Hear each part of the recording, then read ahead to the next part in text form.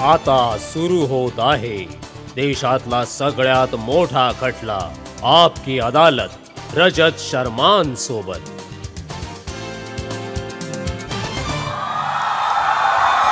नमस्कार, थँक्यू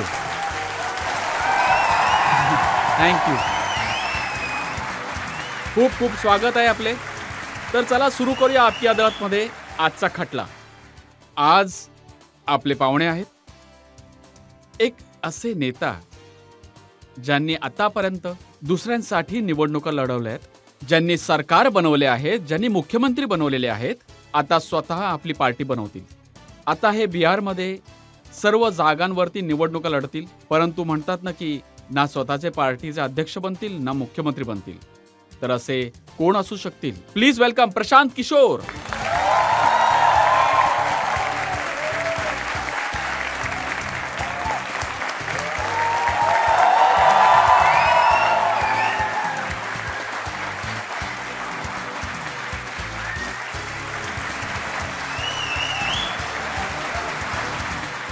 आणि आपकी अदालतमध्ये आज आपले जज खूप विशेष आहेत, खूप अनुभवी पत्रकार आहेत। ज्यावेळेस मी पत्रकारिता सुरू केली होती, मी रिपोर्टिंग सुरू केली होती, त्यावेळेस यांच्या रिपोर्टिंगच्या चर्चा पूर्ण जगात होत होत्या। यांच्या हिमतीचे आज पण सर्व कौतुक करतात। Please welcome Tavleen Singh.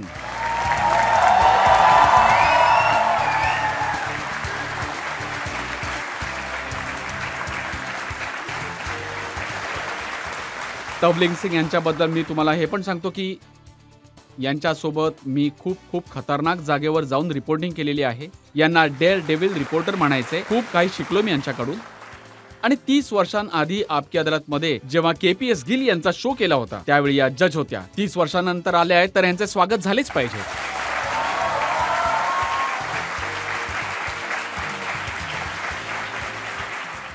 कारवाई सुरू करा।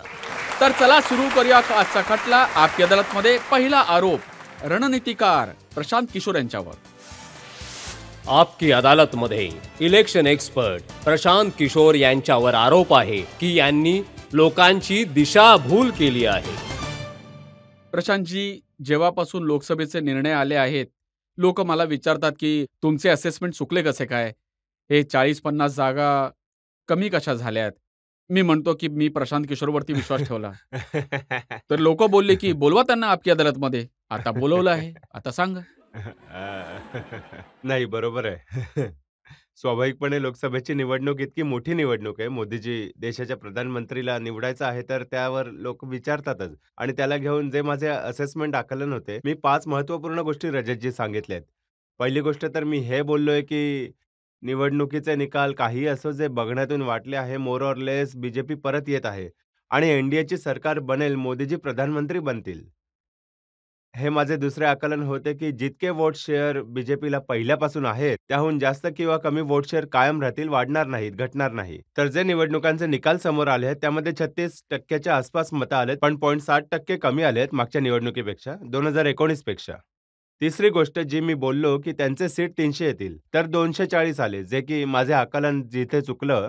चौथी गोष्ट मी ही बोललो की जनरली पूर्ण देशांमध्ये असे दिसतं की मोदीजींच्या सपोर्ट इंटेन्सिटीमध्ये जी कमी आली आहे, ती खूप विजिबल आहे। डेटामध्ये, त्यांच्या व्ह्यूवरशिपमध्ये जी इंटेन्सिटी आम्ही लोकांनी 2014 मध्ये, 2019 मध्ये बघितली होती, ज्याला तुम्ही अंधभक्ती म्हणू शकता, त्यामध्ये कमी आली आहे। पाचवी गोष्ट आम्ही लोकांनी ही सांगितली की भले कोणाचंही सरकार, जेव्हा आपण मोदीजी जितके पण MP सोबत सरकार बनवतील, सरकार बनवल्यानंतर तिसऱ्या टर्ममध्ये मोदीजी दुसऱ्या आणि पहिल्या वेळेपेक्षा कमजोर प्रधानमंत्री सिद्ध होतील। कारण की देशामध्ये जमिनी स्तरावरती रुरल डिस्ट्रेस, शेतकऱ्यांच्या ज्या समस्या आहे, rural distress and growing inequality, हा खूप मोठा विषय बनेल। आणि एक अंतिम अजून एक गोष्ट मी बोललो की उत्तर प्रदेशची जी रणनीती आहे, तिथे भाजपा आणि संघाचे नेतृत्वासाठी एक मोठे आव्हान असेल, रिस्पेक्ट ऑफ नंबर्स। आता या 6 गोष्टींमध्ये एक गोष्ट जी माझी चुकीची ठरली, ज्यावर लोकांचं लक्ष देखील असेल आणि असायला हवं, की दादा तुम्ही बोलले होते की कमी किंवा जास्त त्यांना 300 सीट येतील आणि आल्या 240। स्टॅटिस्टिकली 3-4% लोक चुकीचे आकलन करू शकतात, परंतु हे 10% आकलनाची चूक आहे। तर ही माझी चूक आहे। माझं जे अनुमान होतं, वोट शेअर ठीक होते, एनालिसिस ठीक होतं, परंतु जे अनुमान आमच्या लोकांचे होते की 300 सीटच्या जवळपास भाजपाचे येऊ शकतात, येतील, ते 240 आलेत। त्याचे खूप सारे कारण असू शकतात, ते का आले. परंतु आमच्या दृष्टीने मी तुम्हाला इतकं सांगू शकतो, की आकलन करणारे लोक कोणी देव नसतात. तुमच्या डेटा आणि स्टॅटिस्टिक्सच्या एक मर्यादा असते. त्यात करत असलेल्या दुनियामध्ये कोणी असं नाही म्हणू शकत, की 100च्या 100% माणूस बरोबर असेल. मला जे लोक आज बोलत आहेत, की "दादा तुम्ही चूक केली. तुम्ही तर बीजेपीची मदत करत होते. जनतेची दिशाभूल करत होते." काही लोक असे म्हणणार आहेत. हे लोक तेच आहेत, ज्यांनी बंगालमध्ये जेव्हा मी बोललो होतो, की भाजपाला 100हून कमी जागा मिळतील, तर आमचे चीअर लीडर होते, टाळ्या वाजवत होते. मी हे बोललो, की भाजपाला 100हून कमी जागा मिळतील. आता भाजपाच्या 15 देखील येऊ शकतात, 95 देखील येऊ शकतात. आले 77. स्टॅटिस्टिक एक मर्यादा आहे, परंतु तरी पण माझी चूक आहे. मला अजून माझ्या असेसमेंटला चांगलं करायला हवे तर होते. फक्त तुमच्याकडून चुकी झाली आहे की बाकी लोकांकडून चुका बघा, झाल्या आहेत? चूक खूप लोकांकडनं झाली असेल. त्याचं एक कारण मी तुम्हाला सांगतो, की काय आहे. तुम्ही तोच डेटा ॲनलाईज करता, जो तुमच्याकडे येतो. आणि जेव्हा खूप मजबूत सरकारबद्दल आकलन होत असते, सर्व्हे होत असतो, तर there is something called fear factor. तर एकतर लोक चुकीचं सांगतात तुम्हाला. त्यांना मत द्यायचं असतं कोणत्या दुसऱ्याला, परंतु भीतीमुळे त्यांना असे पण वाटतं, की हे तर भाजपाच्या मतांचा डेटा कलेक्ट करणारा माणूस आहे. मी असे समजतो, की मी सगळ्यात सेफॉलॉजिस्ट आणि जे लोक डेटा काम करत आहेत, त्यांच्या बिहाफ त्यांचा स्पोकपर्सन नाहीये. परंतु ही चूक यासाठी होऊ शकते, की खूप वेळा आपण सर्व बघतो, की फिअर फॅक्टर असतो, ज्याचा आम्ही लोक इलेक्शनमध्ये वापर करतो. तर ते एक फिअर फॅक्टर राहिले असेल आणि दुसरे हे जे परसेप्शन आहे, हवेची दिशा, की मोदीजीच येत आहे. तर ज्यांना नाही पण द्यायचे, ते आपल्या मनामध्ये बोलतात, की विचारतात त्याला देखील कोणाचे मत कोणाचं सरकार बनते, तर मोदीजीच बनत आहेत. तर त्या नाही, इनपुटला खूप असे ते लोक पण होते प्रशांतजी. ते म्हणत होते की 4 जूनला नक्की लिहून घ्या. मोदीजी प्रधानमंत्री नाही राहणार. नाही बघा, ते तर ठीक आहे. मी म्हणतो आहे, की जसं की आमच्या आकलनामध्ये 6 बिंदू आहेत. त्यामध्ये 5 बरोबर आहे, 1 चुकले आहे. जागेमध्ये 10% ऑफ आहे. परंतु ज्यांची गोष्ट तुम्ही करताय, जे आज हे म्हणतात, की दादा प्रशांत किशोर यांच्याकडनं चूक झाली आहे किंवा अन्य लोकांकडनं चूक झाली आहे. ते आपले रेकॉर्ड नाही सांगत आहेत. जसं तुम्ही म्हणताय, की त्यांनी म्हटलं, की आम्ही प्रधानमंत्री बनू, मोदी नाही बनणार किंवा भाजपाला एक 100 जागा येतील. तर जर तुम्हाला ऑब्जेक्टिव्हली असं काही करायचं असेल, तर कोणी बोलले असेल 270 किंवा 300 आणि आले 240 आणि कोणी बोलले की 150 येतील आणि आले 240. Who was closer to the reality? पण हे काही वन ऑफ मॅनशिपवाली गोष्ट नाहीये. त्यांच्या आपल्या आकलनाच्या पद्धती आहेत. मला हे मानायला काहीच हरकत नाही, की दादा मी जे आकलन केले होते 300चे ते बरोबर नव्हते. परंतु जे ओव्हरऑल असेसमेंट आहे, ते फक्त निवडणुकीच्या पहिलं नाही, मागच्या 5 वर्षात जितके पण इंटरव्ह्यू मी केले आहेत, प्रत्येक ठिकाणी मी हे सांगत आलोय, की मोदीजींच्या सपोर्टमध्ये घट झाली आहे आणि बघा, मग ते असेसमेंट चुकीचं असू शकते. परंतु तुम्ही तर राजनीतीचे जाणकार आहात. आतील बाहेरील सगळी माहिती आहे. लोकांना माहिती हवी आहे, नक्की झालं काय? की 400 पारच्या नाऱ्याने नुकसान करून टाकले? बघा, 2-3 गोष्टी ज्या या सगळ्यांना दिसत आहेत. एक तर over dependence on brand Modi. हे लोकांना माहिती आहे, की हा माणूस प्रसिद्ध आहे. लोकांना माहिती आहे, की जनता नाराज आहे. तरी पण लोक म्हणतात, की शेवट येता-येता मोदीजींच्या नावावर मतं पडतील. आणि कुठे ना कुठे 2019 मध्ये जे झालं, की खूप लोकं जे निवडणूक हरले होते किंवा खूप टाईट बॅटल होते. पुलवामा नंतर त्यांना खूप बहुमताने विजय मिळाला. तर लोकांच्या डोक्यामध्ये दॅट वॉज प्लेइंग, की मला गावामध्ये जायचंय, मी उमेदवार आहे भाजपाचा. मला दिसतंय की समोरून लोकं नाराज आहेत. परंतु मी मानतोय की लोकं शिव्या देतील, नाराज होतील, परंतु शेवट येता-येता मोदीजींना मत देऊन टाकतील. तर over dependency on Modi. I would say one of major factor. दुसरा हे जे नारा जो 400 पारवाला दिला, तो नारा तर ठीक आहे, परंतु त्याला पूर्ण नाही केलं. 400 पार परंतु काय? विरोधी पक्षांनी त्याला पूर्ण केले, की संविधान बदलण्यासाठी आणि आरक्षण हटवण्यासाठी. याचे पण मला वाटतं, की खूप परिणाम झाले. जर एक क्रेडिट तुम्ही अपोझिशनला देऊ इच्छिता त्यांची स्ट्रॅटेजीला किंवा त्यांच्या कम्युनिकेशनला, तर एक गोष्ट त्यांनी ठीक केली, की हे 400 पारच्या नाऱ्याला त्यांनी संविधान आणि आरक्षण सोबत जोडून टाकले. संविधानापेक्षा आरक्षणाची जी गोष्ट झाली, त्यामुळे समाजातील एक मोठ्या वर्गाला वाटले, की दादा जर यांना ताकद तर द्यायची आहे, परंतु इतकी द्यायची नाहीये, की सगळेच ते का एकदमच मग हा जो प्रचार होत होता, 400 पार होईल तर आरक्षण काढून टाकतील, संविधान बदलून टाकतील, बाबासाहेब आंबेडकर यांची गोष्ट मागे राहील, याचा परिणाम झाला? खूप परिणाम आहे आणि मला नाही वाटत, की कोणत्या अपोझिशनने विचार करून यावर कंपेनिंग यावर केलंय. हे असं झालं, की जेव्हा ते बोलले 400 पार, तर भाजपाचे जे काही बडबडे नेते आहेत, जे स्वतः उड्या मारून म्हणतात, की आम्हाला 400 पार यासाठी हवंय, की आम्हाला संविधान बदलायचंय, नवा देश बनवायचा आहे, विथआऊट रिअलायझिंग की त्यांच्याकडनं चूक होते आणि मग विरोधी पक्षाने त्यांना समजावले. आणि याला ज्यांनी विरोध केला, आम्ही बघितलं की त्यावेळी मोदीजी भाषण देत होते. मुसलमान, मटण, मुजरा, मंगळसूत्र सगळं काहीच घुसवलं होतं. नाही बघा, प्राईम मिनिस्टर यांचं जे राजस्थानमध्ये त्यांनी भाषण जे केले होते, जिथून ज्यांची सुरुवात झाली होती, त्यावेळेसपासून भाजपाचा कोर सपोर्टर आहे. जो मोदींचा फॅन राहिला आहे, मोदींचा मतदार राहिला आहे, त्यांना पण ही गोष्ट प्रधानमंत्रीच्या तोंडातून चांगली नाही वाटली. तेही म्हणतात, की यार प्रधानमंत्रींना हे बोलायची गरज नव्हती. तर मला नाही वाटत, की हे थोड्या जुन्या पद्धती आहेत आणि आजच्या तारखेत ज्या प्रकारची इमेज त्यांनी आपली बनवली आहे, गेल्या 10 वर्षांपासून त्याला मॅच नाही केले. तर मला वाटतं, की हे त्यांनी कॅडरला गॅल्व्हनाइज करण्याऐवजी अजून डिसअपॉइंट करून टाकले आणि खूप ठिकाणी त्यांनी गडबडही केली. तर लोकांमध्ये पण ही गोष्ट झाली, की दादा हे हरतायत, मागे जात आहेत, त्यामुळे अशा गोष्टी करतायत. उत्तर प्रदेशामध्ये सगळ्यात जास्त नुकसान झाले. जिथून अपेक्षा सगळ्यात जास्त होती. तर सगळे लोक बोलत होते, की हे अमित शाह आणि योगी आदित्यनाथ यांचे आपसात भांडणं होते. त्यामुळे हे नुकसान झाले. बघा, मी त्याला व्यक्तिगत तक्रारीच्या रूपात नाही बघत, परंतु जर वाइडर पर्स्पेक्टिव्हमध्ये पाहिले तर याचं एक उदाहरण तुम्हाला मिळेल 2009-10च्या लोकसभा निवडणुकीमध्ये, जेव्हा मोदीजी म्हणजे नवीन चेहऱ्याच्या रूपामध्ये, भाजपाच्या चेहऱ्याच्या रूपामध्ये समोर येत होते आणि अडवाणीजी देशात भाजपाचे लीडर होते. त्यावेळी भाजपाला गुजरातमध्ये खूप चांगलं यश 2009च्या लोकसभेत नाही मिळालं. जेव्हा आम्ही 2011 नंतर मी काम केले गुजरातमध्ये, या गोष्टीचा मी खूप अभ्यास केला आणि प्रयत्न केला, की 2009 मध्ये मोदीजी प्रचाराचे प्रमुख होते. अडवाणीजी यांना बनायचं होतं प्रधानमंत्री. मग ते यश का नाही मिळालं? तर असं नाही, की मोदीजींनी त्याला वाईट टाकले होते प्रचाराला. त्या लोकांनी वाईट टाकले होते. परंतु जे समर्थक आहेत मोदींचे, कुठे ना कुठे त्यांच्या डोक्यामध्ये ही गोष्ट आली असेल, की जर अडवाणीजी जिंकले, तर आमचे नेता मोदीजींना पुढे यायला खूप वेळ लागेल, जास्त काळ लागू शकेल.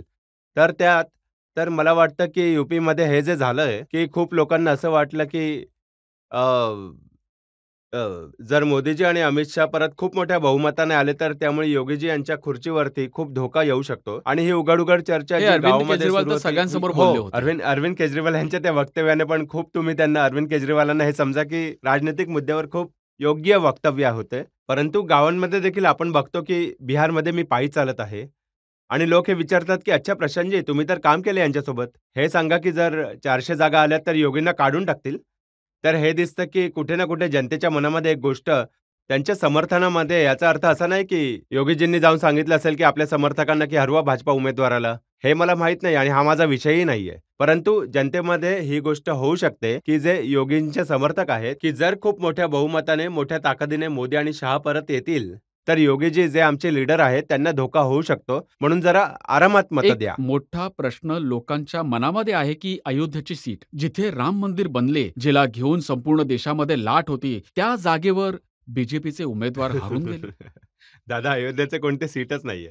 ही तर अंदाज आहे लोकांचा. जागा तर अयोध्याची नाहीये. अयोध्या परंतु जागा तर फैदाबादची आहे.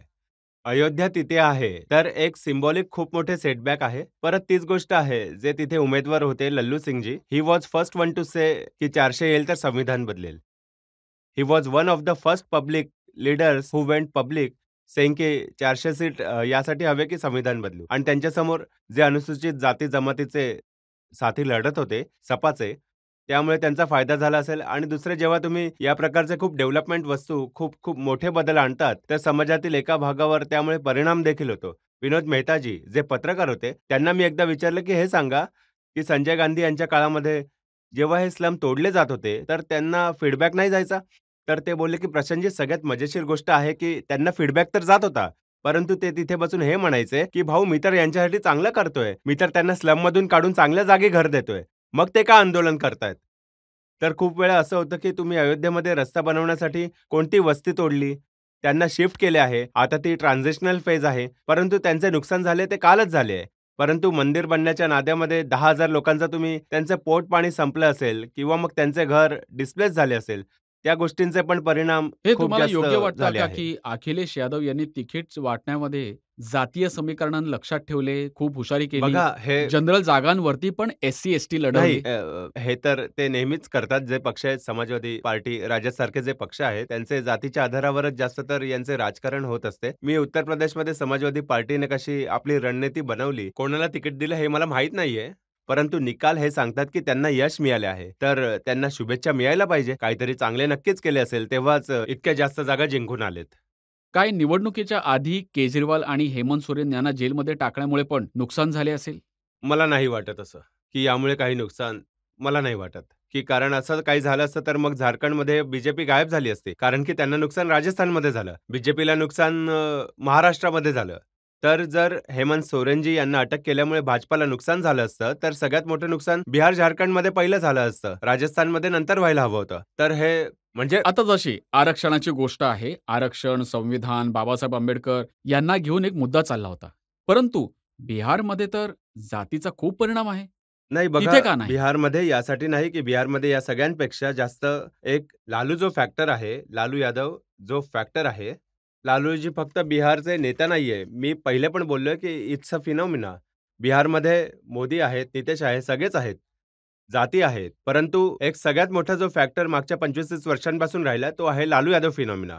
एक बिहारमध्ये एक खूप मोठा वर्ग जो की लालूजींच्या पक्षाला मत देतो किंवा दुसरा त्यांच्या विरोधात मत देतो. मग काही होऊ द्या. त्यांच्या विरोधातच मत करतील ते. खूप लोक सांगतात, की नितीश कुमार यांना 12 जागा आल्या आहेत. त्यांचे तर पुनर्जन्म झाला आहे. काही नाही झालंय. तर फक्त लालू यादव यांच्या विरुद्ध लढत होते. लालूजींना मत लोक देऊ नाही शकत. कारण की लोकांना 15 वर्षाचं जे जंगलराज तुम्ही आणि आम्ही बसून पटनामध्ये, दिल्लीमध्ये, नोएडामध्ये त्याला वाचत आहोत. त्याच्यावर टीका-टिप्पणी करतो. विचार करा ज्या समाजाने त्याला भोगले 15 वर्षापर्यंत. आता त्यांना दुसरं काही दिसत नाहीये. त्यांना दिसतंय, की काही झालं तरी आम्हाला ते जंगलराज नको आहे. यासाठी ते लालूजींना मत नाही देत. तर तो एक खूप मोठा मुद्दा आहे, जो या सगळ्या गोष्टींच्या वर आहे, बिहारच्या बाबतीत. एक प्रश्न आपण जनतेमधून घेऊ शकतो यावेळी. माझा प्रश्न आहे की 2024 निवडणुकांच्या आधी तुम्ही सांगितलं होतं की काँग्रेस 3 फिगर्समध्ये नाही पोहोचणार आणि तंतोतंत तसंच झालं की 99 वर जाऊन थांबले. मग काय आधीपासूनच बोलणी करून ठेवली होती का काँग्रेससोबत तुम्ही? नाही, नाही, नाही. हे हे जर मी हे मी माझे माझे माझे आकलन काँग्रेसला घेऊन जे होते, काँग्रेसने त्याहून खूप जास्त चांगला परफॉर्मन्स दिला आहे. मी हे नाही म्हणू शकत, की मी बोललो होतो, की 100 नाही येणार. मी त्याला दुसऱ्या पद्धतीने बोललो होतो, की 100 सीट जर येतील तर I should be quite surprise. तर काँग्रेसला 99 जागा आल्या आहेत. मला वाटतं, की काँग्रेसची मोठी सफलता आजच्या कॉन्टेंटमध्ये आहे. तर माझे त्यामध्ये काही महत्त्व नाहीये. If anything I was wrong in assessing Congress's revival say to say तर से टू याचा से. अर्थ राहुल गांधी यांचं पण रिवायवल होऊ शकते? नाही बघा, कोणत्या पक्षाचे नेता कोणत्या पक्षाचे जेव्हा रिवायवल होते त्यामध्ये जे लीड करत आहेत, तर त्यांना त्यांचे क्रेडिट मिळायलाच हवे. तर to the extent Rahul Gandhi यांच्या नेतृत्वामध्ये काँग्रेस लढली आणि त्यांना 99 सीट आले आहे, तर त्याचे क्रेडिट राहुल गांधीजींना दिलंच पाहिजे. परंतु just to put things in perspective, Indiraji यांचा जो सगळ्यात मोठा पराभव झाला 1977 मध्ये, त्यावेळी काँग्रेसला 154 जागा मिळाल्या, 154. राहुलजींच्या नेतृत्वामध्ये जेव्हा त्यांचा सगळ्यात मोठा विजय झाला, तर काँग्रेसला 99 जागा मिळाल्या होत्या. हे दाखवतं की जे leader Rahul Gandhi has miles to go before he reaches that state where we can say की कंट्री में he has arrived. But yes, Congress as party has done better than what most expected, including me, and to that extent we must give to Rahul Gandhi. अजून एक प्रश्न घेऊ शकतो आपण? येणाऱ्या काळात तुम्हाला वाटतंय का की श्री राहुल गांधीजी भारताचे नेतृत्व करतील आणि पंतप्रधानांच्या रूपात येतील? काँग्रेसचे ते नेता नक्की आहेत. त्यांना या निवडणुकीमध्ये काँग्रेसचे प्रमुख म्हणून पूर्णपणे त्यांना इस्टॅब्लिश केले आहे. At least in short to medium run. पुढच्या 5 वर्षात, 10 वर्षात तर कोणी हे 10 वर्षात नाही म्हणणार की राहुल गांधीशिवाय कोणी करू शकतं. परंतु देशाच्या नेत्याच्या जागेवर आता ते समोर आले आहेत की नाही, त्यासाठी अजून वेळ आहे. खूप वेळ आहे. 99 येणं एक गोष्ट आहे आणि 250, 260 येणं दुसरी गोष्ट. प्रशांतजी, एक ब्रेकसाठी थांबूया आपण आणि ब्रेक नंतर आपकी अदालतमध्ये प्रशांत किशोर यांच्यावर आरोप आणि प्रत्यारोप असेच सुरू राहतील. माझ्या आता वडिलांनी खूप चांगली गोष्ट सांगितली की जीवनामध्ये जो काही नाही करू शकत तो फक्त आलोचना करतो. तर तुम्हाला स्वतःला तर समज नाहीये. Welcome back. आपकी अदालतमध्ये आज आपण खटला चालवत आहोत. राजनीतीचे रणनीतिकार प्रशांत किशोर यांच्यावर आपकी अदालतमध्ये पुढचा आरोप. आपकी अदालतमध्ये इलेक्शन एक्सपर्ट प्रशांत किशोर यांच्यावर आरोप आहे की यांनी नेत्यांना चुकीचा मार्ग दाखवला आहे. बघा, जेव्हापासून तुम्ही इलेक्शनमध्ये डेटाचे, ॲनालिसिसचे, डिजिटल मीडियाचे उपयोग सुरू करायला लावले, आता सगळे नेता त्या रस्त्यावरती चालतायत. तुम्ही तर यात्रा करायला चालले होते. जेव्हा कोणाला काही विचारलं की काय होईल? सर्व्हे केलाय. अच्छा, कोणाकडून सर्व्हे केलाय बरं? साहेब प्रशांत एक माणूस होता. त्यांच्यासोबत काम करतो. आता सगळेच त्या रस्त्यावर चालतायत. आहे जवळपास 20,000हून जास्त मुले आज कोणत्या ना कोणत्या प्रकारे या डोमेनला जोडले आहेत. जेव्हा 2011 मध्ये आम्ही लोकांनी सुरू केले होते, तेव्हा आम्हा लोकांनाही आयडिया नव्हती, की कोणते हे डोमेन होऊन जाईल. परंतु हळू मोठे होत गेलं आणि जो सरपंचाची निवडणूक लढतो, तो पण प्रोफेशनल एक्सपर्ट किंवा प्रोफेशनल सपोर्टची गोष्ट करतो आणि समजतोही. कारण जसे की तुम्ही दाखवले आहे, खूप निवडणुकीमध्ये वेगवेगळ्या पार्टीचे नेत्यांना असे जनतेला वाटलं, की हे प्रोफेशनल सपोर्टमुळे यांची चांगल्या गोष्टी झाल्यात.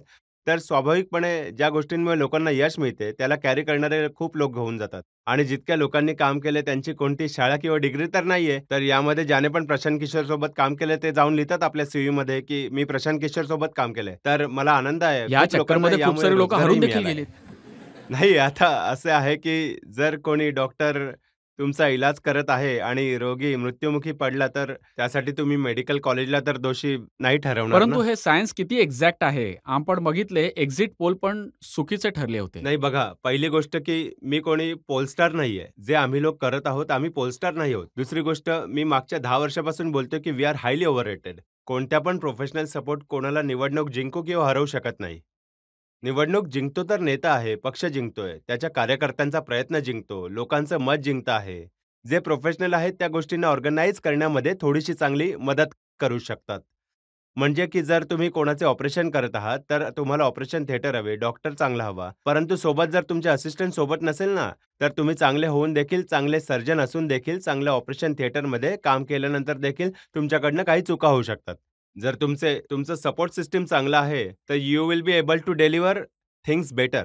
तर पहिले तर तुम्ही क्रेडिट इतकेच देऊ नका कोणाला, की प्रशांत किशोर या कोण्या प्रकारच्या व्यक्तीने या संस्थेने कोणाला जिंकले, हरवले आहे. At best on the margin we bring little bit of efficiency in the whole नाही, हे थिंग्स. तर उलटंच झालं ना. चुकी एक्झिट पोल करणाऱ्यांनी केली आणि आरोप आमच्यावर आला.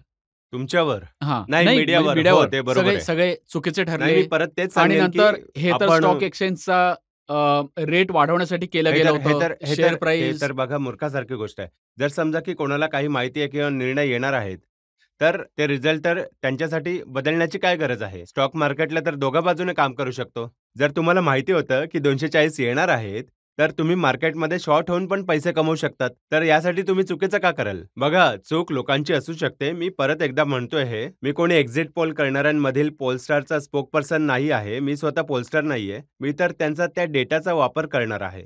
परंतु कोणाकडून चूक होऊ शकते ती एक गोष्ट आहे. त्यामागे उद्देश टाकणे जोपर्यंत की तुमचे जवळ प्रमाण नसेल.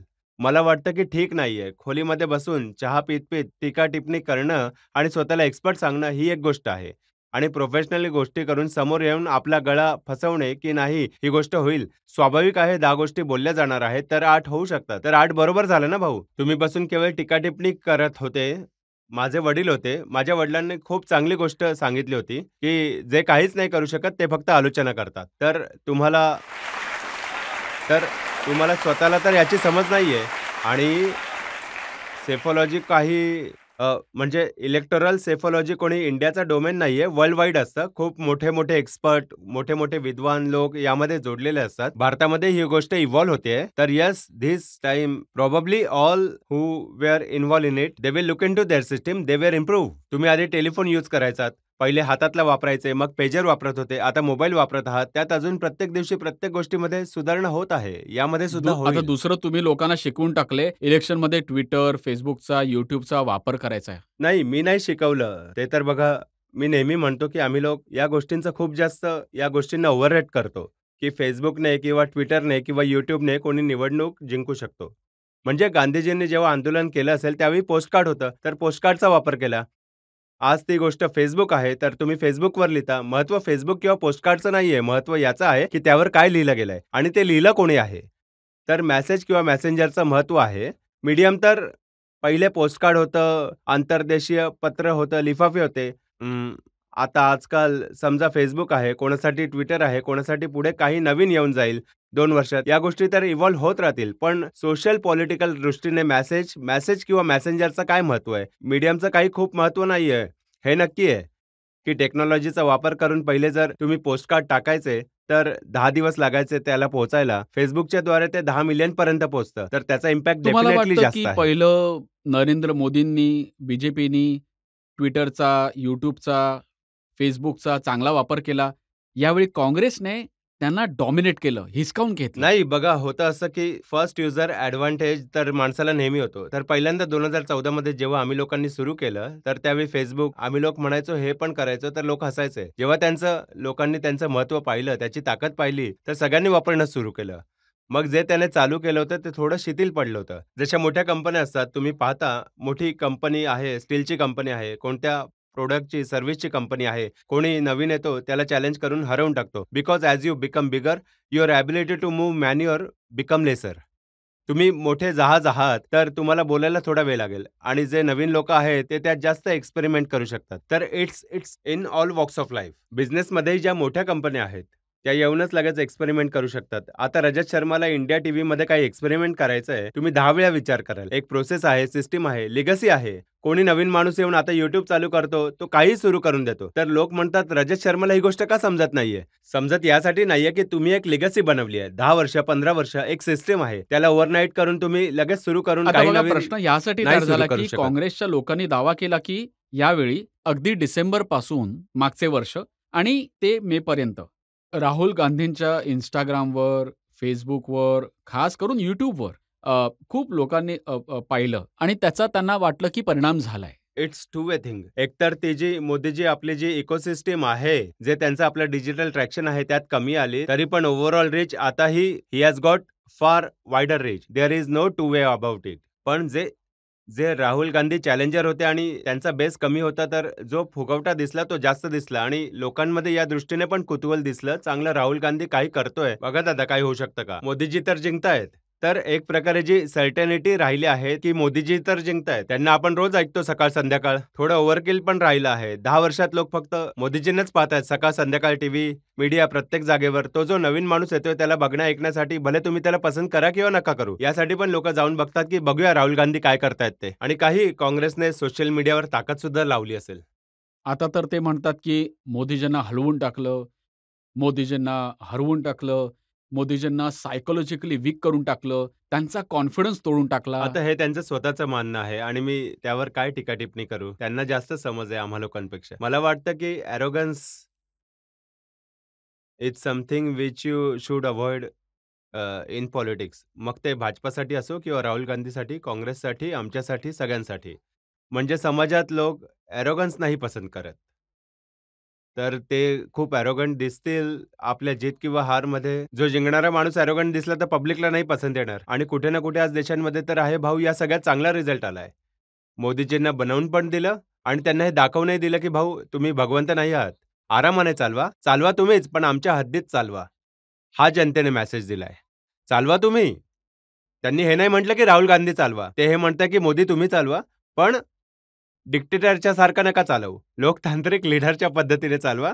हा मेसेज जनतेने दिलाय, की थोडं सांभाळून चाला. पण राहुल गांधींचं म्हणणं चालूच केलं त्यांनी जूनपासूनच, की हे सरकार पडून जाईल, हे सरकार जास्त दिवस चालणार नाही. आता बघा, राहुलजी आम्हा लोकांपेक्षा खूप जास्त त्यांचा अनुभव पण आहे, त्यांना समजही आहे. मी सरकारच्या चालण्या न चालण्याला घेऊन ज्या गोष्टी समजावत आहे, की यावर डिपेंड करत आहे, की पुढच्या 2.5 वर्षांमध्ये ज्या 9 राज्यांच्या निवडणुका आहेत, स्टार्टिंग विथ जम्मू-काश्मीर, त्यानंतर हरियाणा असेल, महाराष्ट्र असेल, दिल्ली, झारखंड, बिहार, मला वाटतंय वेस्ट बेंगॉल, तामिळनाडू आणि आसाम. या 9 राज्यांच्या निवडणुकीचे परिणाम ठरवतील, की हे सरकारची स्टॅबिलिटीला काय होत आहे आणि या सरकारचं पुढील डायरेक्शन काय होईल. या 9 राज्यांमध्ये जर भाजपा 5 राज्य हरली, तर निश्चितच स्टॅबिलिटीला घेऊन इश्यू होईल. पण तुम्हाला वाटतं आहे, की अशा गोष्टी एका सिस्टम थ्रू चालवल्या जातात? जसे आरक्षणाची गोष्ट, एक गोष्ट एक माणूस म्हणायचा, राहुलजींनी म्हटलं, की सरकार पडणार आहे. मग खडगेजी, तेजस्वी यादव, संजय सिंग, जो जाईल तिथे तीच गोष्ट बोलायचा. नाही, बघा आतापर्यंत तर आम्ही लोक राहुल गांधी आणि अपोझिशनला क्रिटिसाइज करत होतो, की हे कोऑर्डिनेटेड ॲक्शन नाही घेत. तर जर त्यांनी आपल्या एफर्ट्सला, आपल्या कम्युनिकेशनला कोऑर्डिनेट करून घेतलं आहे, तर we should thank them, we should applaud their efforts. त्यात काही अडचण नाही आहे. ते आपलं नरेटिव्ह कोऑर्डिनेटेड पद्धतीने मांडत आहे. तक्रार का असायला हवी? तर जी त्यांची कमी होती, अपीअरंट कमी होती, त्याला कदाचित त्यांनी थोडं चांगलं केलंय. Now they are appearing more cohesive as a unit. They are appearing more aggressive. आणि यात कोणी बघा, देशासाठी चांगली गोष्ट आहे, लोकशाहीसाठी चांगली गोष्ट आहे. कमीत कमी पार्लमेंटमध्ये डिबेट तर होत आहे. तर यात कोणती घाबरण्याची किंवा कोणती गोष्ट नाही. जर काँग्रेसला 100च्या ऐवजी 125 येतील किंवा उलटंही होईल, की काँग्रेसला 240 येतील आणि भाजपाला 100 येतील, हे देशाच्या जनतेसाठी, लोकशाहीसाठी चांगलं आहे. त्या नेत्यांसाठी चांगलं असो वा नसो. चांगलं तेव्हा नाहीये जेव्हा अपोझिशनचे 25-30 आणि एकाच पार्टीचे 400 येतील. ते नाही झालं पाहिजे. तर यात काही अडचण नाही. आणि जर काँग्रेसच्या तर तुम्ही रिवायवल म्हणत आहात चांगलंच झालं की 400 पार नाही झाले. नाही, जर तुम्ही मला मला मला व्यक्तिगत विचाराल मला व्यक्तिगत विचाराल तर बिलकुलच मी हेच म्हणेन की खूप चांगलं झालं की 400 पार नाही झाले, नाहीतर मला बिहारमध्येही काम करू दिलं नसतं. म्हणतात, भाऊ जनसुराज बंद करा. तुम्ही पण हा भाजपाचा माणूस आहे आणि यांना खूप खूप लोकांना वाटतं हा भाजपाचा माणूस आहे. अरे बाबा, या निवडणुकीने जर सगळ्यात जास्त फायदा कोणाला झाला असेल तर आमच्यासारख्या लोकांना फायदा झालाय, जे की अल्टरनेट काही उभं करण्याचा प्रयत्न करत आहेत. लोकांना हे सांगत आहेत की भाऊ नाही, तुम्हाला नवीन प्रयत्न करायला पाहिजे, नवीन व्यवस्था बनवली पाहिजे. जर भाजपाला 350-400 सीट आल्या असत्या तर तुम्हाला काय वाटतं, हे आम्हाला बिहारमध्ये थोडी काम करू देतील? नाही करू देतील तर हे तुम्ही काम. मानता की देशाची जनता खूप खूप समजदार आहे. समजदार आहे. मी मानत नाही या निवडणुकीच्या परिणामाच्या आधी नाही. मी पहिला माणूस आहे जो 5 वर्षांपासून म्हणतोय की हे नका मानू की बस मोदींचा काळ आलाय आणि बस यांनाच सगळे वोटं मिळतील. असं नाहीये. या देशात विपक्ष कधी कमजोर होऊच नाही शकत. विपक्षी पार्ट्या कमजोर होऊ शकतात. ज्या देशात रजतजी 60 कोटी लोक आज पण दिवसाला ₹100 नाही कमवत आहेत, तिथे तुम्ही पाहिजे तितक्या ॲड चालवा. जेवढा पी-आर करायचा करा. जितकं Facebook, Twitter आणि YouTubeला कंट्रोल करून घ्या. 100 कोटी माणसं आज ₹100 नाही कमवत आहेत. तो तुमचा बांधलेला मजूर नाही बनू शकत. एक प्रश्न जनतेमधून घेऊया. सर, तुम्ही म्हटलं होतं की पुढच्या 10 ते 20 वर्षानंतर आपल्या देशाची राजनीती बीजेपीच्या आजूबाजूला फिरत असेल. तर का तुम्ही तुमच्या वक्तव्यावर अजूनही ठाम आहात? बिलकुल 200% ठाम आहे. कारण की आधी तुम्ही वक्तव्य समजून घ्या मी काय म्हणालो होतो. मी हे म्हणालो होतो की येणाऱ्या 20-30 वर्ष, 10 वर्ष नाही, 20-30 वर्षांपर्यंत देशाची राजनीतीची धुरा जी आहे ती भाजपा राहील. याचा अर्थ असा नाही ते निवडणूक नाही हरणार. परंतु स्वातंत्र्याच्या नंतर जसे 1950 पासून 1990 पर्यंत काँग्रेस ती धुरा होती ज्याच्या आजूबाजूला राजनीती देशाची चालायची. तुम्ही काँग्रेस पक्षात आहात किंवा काँग्रेसच्या विपक्षात आहात, काँग्रेसच्या युतीमध्ये आहात किंवा काँग्रेसच्या विरोधी असणाऱ्या युतीमध्ये आहात, ती गोष्ट शिफ्ट होऊन आता झाली आहे भाजपा. तुम्ही भाजपाच्या पक्षामध्ये असू शकता, भाजपाच्या विरोधात असू शकता. आता काँग्रेसच्या विरुद्ध कोणी इंडिया युती तर नाही बनवतायत. ते बनलं होतं 1989 राजीव गांधीच्या विरोधात. इंदिराजींच्या विरोधात 1977 मध्ये बनलं होतं. तर त्या दृष्टीने जेव्हा एकदा तुम्ही एवढ्या मोठ्या देशात 30% आसपास मत मिळवून घेता, तर ते 30% मत तुम्हाला ओव्हरनाईट नाही मिळालेत. ते वर्षांचा प्रयत्न आहे तुमचे आणि तुमच्या पार्टी, तुमच्या कार्यकर्त्यांचे, नेत्यांचे, आणि ते एक दिवसात जाणार नाहीये. 1-2 निवडणुका जर तुम्ही हरलात तरी हे संपणार नाही. ती गोष्ट राहतात खाली. या दृष्टीने मी हे म्हणालो, की मी परत रिपीट करून देतोय, की येणाऱ्या 20-30-40 वर्षांपर्यंत भाजपाच्या आजूबाजूला राजनीती चालेल. याचा अर्थ पुन्हा रिपीट करतोय, याचा अर्थ असा नाही भाजपा निवडणूक नाही हरणार. मात्र राजनीतीच्या केंद्रात एक खूप मोठ्या ताकदीच्या रूपात भाजपा राहील. तर प्रशांतजी, तुमची जी जनसुराज आहे, जी राजनीती आहे, याला घेऊन काही प्रश्न आहेत माझ्याजवळ. ब्रेकसाठी थांबूया आणि ब्रेकनंतर आपकी अदालतमध्ये प्रशांत किशोरवर आरोप आणि प्रत्यारोप असेच सुरू राहतील. तेजस्वी यादव, लालू यादव आपल्या मुलांसाठी वोट मागत आहेत. फरक काय आहे? मी म्हणतोय बिहारच्या लोकांना की तुम्ही लालूंच्या मुलांसाठी नाही, आपल्या मुलांसाठी वोट द्या.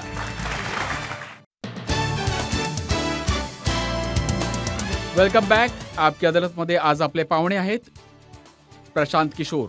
प्रशांत किशोर जे एक पॉलिटिकल पार्टी बनवणार आहेत. आपकी अदालतमध्ये पुढचा आरोप. आपकी अदालतमध्ये जनसुराज पार्टीचे सूत्रधार प्रशांत किशोर यांच्यावर आरोप आहे की हे उतावीळ आहे. प्रशांतजी, तुम्ही नेहमी खूप बेचैन राहतात, अधीर राहत असतात. 2 वर्षांची यात्रा केलीत. तुम्ही म्हणत आहात बिहारमध्ये सगळ्या जागांवर लढणार. तुम्ही म्हणता की एवढ्या सीट्स येतील की मोजणे कठीण होऊन जाईल. नाही, बघा, ही गोष्ट तर ठीक आहे. मी थोडा इम्पेशंट जरूर आहे. तो माझ्या स्वभावाचा हिस्सा आहे. स्टॅबिलिटी स्केअर्स मी. मला वाटतं की जेव्हा गोष्टी एकदम स्टेबल झाल्यात, आरामात चालतायत, तर हे मला चांगलं नाही वाटत. तर मला पाहिजे की त्या नेहमी काही ना काही तर चॅलेंजिंग घाईमध्ये राहायला असता. हवं. थोडी घाई पण आहे. वय 45 वर्ष, 46 वर्ष झालंय. तर एवढा वेळ नाही राहिलाय की खूप मोठं काही करू. तर त्या हिशोबाने थोडा इम्पेशंट म्हणू शकता. पण जे मी काम करतोय त्याला खूप स्थिरतेने करतोय. बघा, राहुलजीने आपली पदयात्रा केली देशाची. 6 महिन्यात पूर्ण देश चालले. पूर्ण काश्मीर त्यांनी कन्याकुमारीपासून सुरू केलं, काश्मीरपर्यंत ते पूर्ण पायी चालले 6 महिन्यात. मी एक दिवसही ब्रेक नाही घेत. जर दिल्ली 1-2 दिवस आलोय मध्ये किंवा लोकसभेमध्ये, ही यात्रा इलेक्शन कमिशनने थांबवली होती. यासाठी मी दिल्लीमध्ये होतो. नाहीतर मी ब्रेक नाही घेत. बिहारमध्येच राहतो, त्याच गावात झोपतो. याच्या व्यतिरिक्त मागील 2 वर्षात फक्त मी 18 जिल्हेच बिहारचे पायी चालू शकलोय. 60%च चालू शकलोय. त्या दृष्टीने तर मी खूप हळू चालणारा माणूस आहे. परंतु हे जरूर आहे, की जेव्हा याला बनवत आहोत एवढी मेहनत करून, तर पूर्ण म्हणजे पीस मिलमध्ये नाही बनवत आहोत. हा विचार करून बनवतोय, की बिहारमध्ये व्यवस्था बदलायची आहे आणि जर बदलायची आहे, तर त्यासाठी पूर्ण बिहारमध्ये निवडणूक आता लढावी बघा, लागेल. स्पर्धेत कोण आहे? तेजस्वी यादव 12 वर्षांपासून राजनीतीमध्ये आहेत. 40 महिने मिनिस्टर राहिले आहेत. इतका अनुभव आहे त्यांच्याजवळ. तुमच्याजवळ काय आहे? 2 वर्षाची यात्रा? नाही, ठीक गोष्ट आहे. तेजस्वी यादव बघा प प पहिली गोष्ट तर मी तुम्हाला सांगतो, की आम्हा लोकांची स्पर्धा काही तेजस्वी यादव सोबत नाहीये. जनस्वराजची स्पर्धा जेव्हा पण हा पक्ष बनेल, निवडणूक होईल, तुम्ही बघाल, स्पर्धा तर इथे एन-डी-ए सोबत होईल. भाजपा आणि नितीशच्या पार्टीसोबत होईल. कारण लोकसभा निवडणुकांमध्ये पण 176 विधानसभा क्षेत्रामध्ये तर एन-डी-ए पुढे आहे. जी तेजस्वी यादवची, लालूजींची पार्टी आहे. इंडिया युतीला तर 60 जागांवरच आघाडी होती. 176 वर एन-डी-एपेक्षा होती. तर आम्ही स्वतःलाच समजतो, की आमची स्पर्धा इंडियासोबत होईल. जोपर्यंत गोष्ट व्यक्तिगत पातळीवर तेजस्वी यादव यांची आहे, तर त्यांचा अनुभव जो पण असो, माझ्यासाठी तेजस्वी यादव यांची ओळख आहे, की हे लालू यादव यांचे पुत्र आहेत. म्हणून ते आर-जे-डीचे नेता आहेत. आणि बिहारचे नेता कधी बनले नाही, जनतेने त्यांना वोट दिले नाही. आणि एक व्यक्ती म्हणून त्यांनी असं काही काम केलं नाही, की बिहारचा असल्याकारणाने मी तेजस्वी यादवांना खूप नोटीस करू किंवा मी त्या गोष्टीचं अध्ययन करू, की त्या व्यक्तीबद्दल मी जाणलं पाहिजे, समजलं पाहिजे. जे शिक्षण केलंय ते 9वी तर पर्यंत. तुम्ही काय समजत होतात? वडील मुख्यमंत्री राहिले आहेत. आई मुख्यमंत्री राहिल्या होत्या. बहीण राज्यसभेत आहे. 2-2 मामा पार्लमेंटचे मेंबर राहिले आहेत. छोटा भाऊ सरकारमध्ये मंत्री राहिला ठीक गोष्ट आहे. आहे. ही तर एक प्रकारे लायबिलिटी आहे. माझ्या विचाराने तर ही तर त्यांची लायबिलिटी आहे. कारण बिहारमध्ये जी आज स्थिती आहे, जर त्यांचे आई-वडील मुख्यमंत्री राहिल्यावर सुद्धा बिहार आज देशातलं सगळ्यात गरीब आणि मागासलेलं राज्य आहे. तर हे तर त्यांच्या खात्यातच जाईल ना. त्यांच्या पक्षाची गोष्ट तर ही नाहीये. जर त्यांच्या कुटुंबातले 5-7 लोक राजनीतीमध्ये आहे, ज्यांचं काही क्वालिफिकेशन नाहीये, फक्त हे आहे की ते लालूजींचे पुत्र आहेत, तर हे त्यांच्या विरुद्धच जातंय. बिहारमध्ये फक्त यांचीच गोष्ट नाहीये. मी तुम्हाला आकडे देतो आहे. मी जनसुराज आपल्या अभिनयाच्या अंतर्गत एक अभ्यास करवला, की मागील 30 वर्षात जितके खासदार आणि आमदार बनले आहेत, ते कोणत्याही पक्षातून बनले असो. काँग्रेसचे असो, आर-जे-डीचे असो, जे-डी-यूचे असो, भाजपाचे असो. सगळ्यांची सूची मी बनवली तर माहीत झालं की 12,500 कुटुंबांचे लोकच बिहारमध्ये मागील 30 वर्षात खासदार, आमदार बनले आहेत. तुम्ही जरा अंदाजा लावा, 13 कोटीच्या लोकसंख्येच्या बिहारमध्ये जिथे 3.5 कोटी कुटुंब राहतात, फक्त 1,250 कुटुंबातले लोकच आमदार, खासदार बनतायत आणि त्यांनी एक प्रकारे ताबा करून ठेवला आहे. आणि हे तेव्हा जेव्हा 1990 मध्ये पण बिहार देशातलं सगळ्यात गरीब आणि मागासलेलं राज्य होतं. 2005 मध्ये पण जेव्हा नितीशजी मुख्यमंत्री बनले, तेव्हाही बिहार देशातलं सर्वात गरीब आणि मागासलेलं राज्य होतं. आणि आज पण देशातलं सगळ्यात गरीब आणि मागासलेलं राज्य बिहार आहे. आणि याच 1200 कुटुंबांचा दावा आहे की आम्हीच राहू, आम्हीच चालवू, कोणी दुसरा इथे येऊ नाही शकत. तर या आव्हानाला, या विचारालाच आव्हान द्यायचं आहे नाव जनस्वराज. तुम्ही म्हणत आहात त्यांच्याशी स्पर्धा नाहीये. त्यांनी तर तरुणांना म्हटलं की 10 लाख नोकऱ्या देऊ आम्ही. पूर्ण बिहारमध्ये एका चपराशापासून मुख्य सचिवापर्यंत जे लोक सरकारी नोकरीत आहेत, त्यांची टोटल संख्या आहे 23 लाख. 1.97% लोकच बिहारमध्ये सरकारी नोकरीमध्ये आजपर्यंत 75 वर्षात आहेत. आणि तुम्ही म्हणतायत की 10 लाख एका दिवसात देऊ आम्ही. कसं शक्य आहे? आणि जर समजा 10 लाख तुम्ही देऊन दिल्या, समजा एक वेळा, तर 23 लाखाचे आता होतील 10 लाख. आणखी वाढवून घ्या, 3% झालं. 97% बिहारचं तर तेव्हाही काही नाही होणार आहे. 40% लोक तर बिहारमध्ये भूमिहीन आहेत. त्यांच्यासाठी काय करताय तुम्ही? जर तुम्ही प्रायव्हेट सेक्टरला पण जोडून घ्या, तरी पण 2/3 बिहारचे लोक तर त्यात येतच नाही ना. ना सरकारी नोकरीत येत, ना प्रायव्हेट सेक्टरमध्ये येतात. त्यांच्यासाठी तर तुम्ही भूमी सुधार केला नाही. तुम्ही मुलांच्या शिक्षणाची व्यवस्था नाही केली. तुम्ही लोकांच्या रोजगारासाठी कॅपिटल पुंजीची व्यवस्था नाही केली. तर हे फक्त सरकारी नोकऱ्या देऊन देतील आणि आम्ही राजे आहोत, 10 लाख लोकांना नोकऱ्या दिल्या, त्याने जनता वोट देतील, ही मूर्ख बनण्याची गोष्ट आहे. तुम्ही सांगा, 75 वर्षात 23 लाख नोकऱ्या आणि हे म्हणताय आम्ही 75 दिवसात 10 लाख देऊ. टोटल खोटी गोष्ट करतायत हे मग सगळे. तुम्ही 9वी फेल का म्हणता त्यांना? भाऊ रजेजी,